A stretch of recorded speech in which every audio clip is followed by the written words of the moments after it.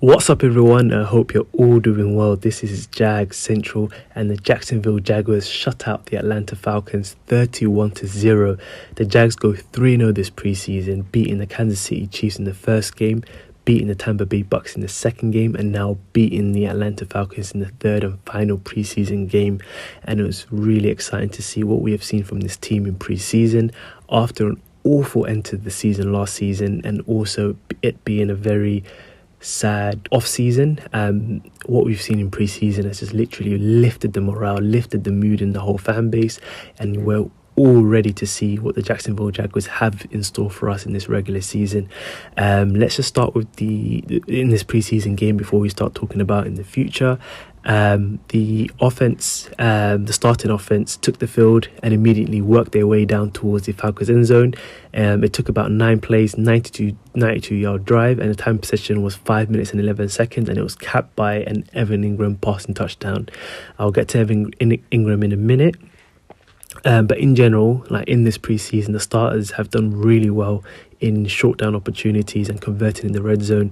As we had like many issues last year, but primarily the weekly issues for the Jags last season were converting on third downs and in the red zone. And that's something that I mentioned even when we were 8-3 last season. Every week I would mention how bad we were in those situations, which were third downs and red zone.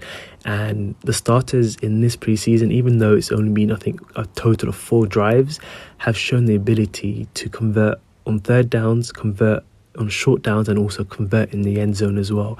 But it's really pretty good takeaway to heading into the regular season. And on this second drive, same thing happened as well. The team worked their way down the field. This time was a more methodical drive. It was a 13-play drive, 62 yards.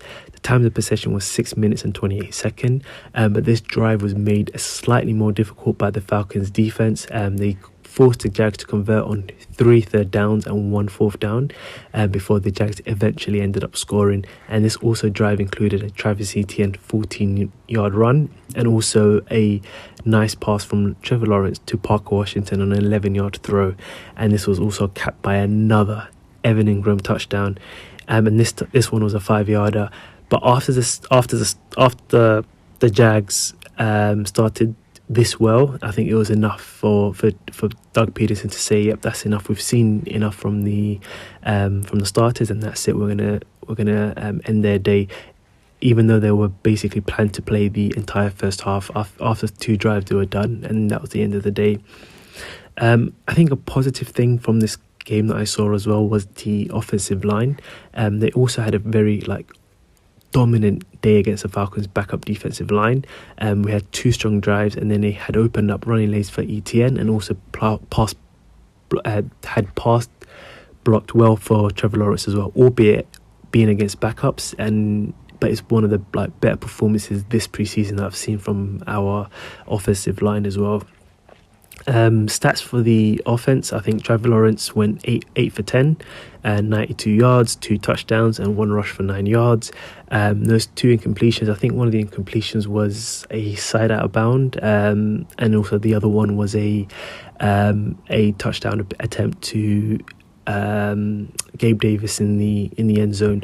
But pretty efficient game from Trevor Lawrence, and yeah, pretty nice game as well.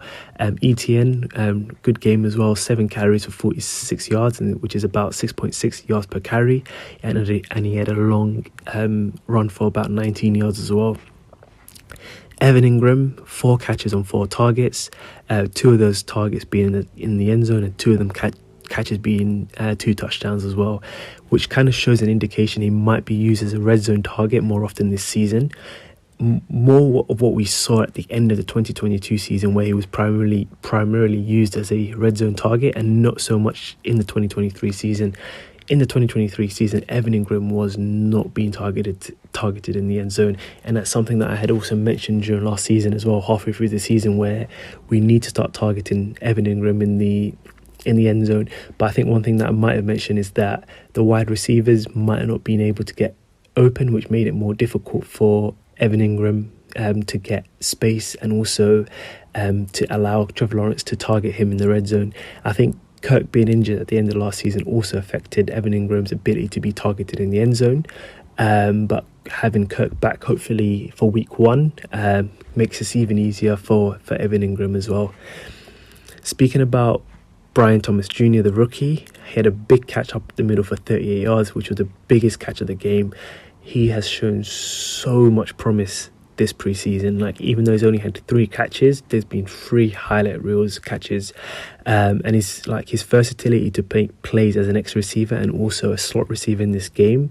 I'm really expecting a solid season from him this season, and to be honest, it would be interesting to see how the Jags line up with a free receiver lineup with Kirk, Davis and Brian Thomas Jr. and also Evan Ingram as the tight end. So it's going to be really interesting to see how we line up in the regular season. Let's go on to the defense now. The defense played the whole entire first half, and they had also held the Falcons' backup offense to only 96 total yards, and they also had one sack as well. Talking about the personnel, I think the defensive player of the game for me was Trayvon Walker. He had 2 solo tackles, 1 sack, 1 QB hit, and also a pass broken up as well. So he was all over the place, and he had a really good game. And I'm really looking forward to seeing what I can see from him in his 3rd year now. Yeah, I think 3rd year now.